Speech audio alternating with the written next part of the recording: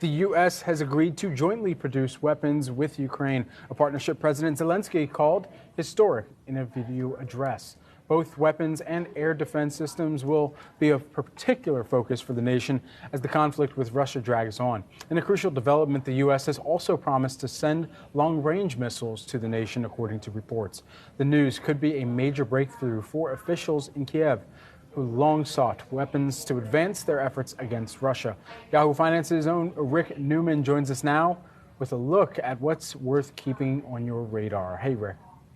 Hey, guys. I know a lot of people sort of have Ukraine war fatigue. This has been going on for more than a year and a half, and people may think this is at a stalemate. I think it's important to point out this war is not at a stalemate. We are seeing some continuing developments that are helpful for Ukraine. I'll just tick through a couple of them. They've been gaining territory on the ground in Ukraine. I think what's perhaps more interesting is they have been mounting these assaults on Crimea, including an attack recently on what looks like the Black Sea Fleet headquarters in Crimea, which they seem to have destroyed, including perhaps killing a top admiral, the commander of Russia's Black Sea Fleet. And what this tells us is that Ukraine is figuring a way to get through Russia's air defense system, which is considered one of the best in the world. So this is quite interesting. And the head of Ukrainian intelligence in an interview last week even said that part of what Ukraine is trying to do by penetrating and defeating Russia's air defense system is demonstrate to all the countries that purchase these systems from Russia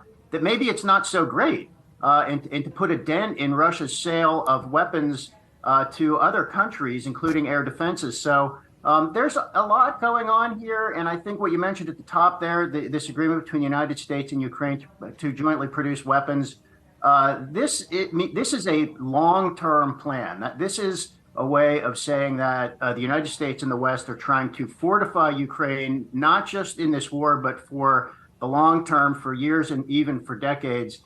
And there are going to be major changes in geopolitics that come out of this war. There already have been some, there are going to be more. And I just want everybody to keep paying attention to this. Rick, I know you're more focused on some of the longer term implications of this, but I got to bring up, since we do have this looming threat of a government shutdown, how is that, or would that at all affect some of these support efforts that the U.S. currently has going right now for Ukraine?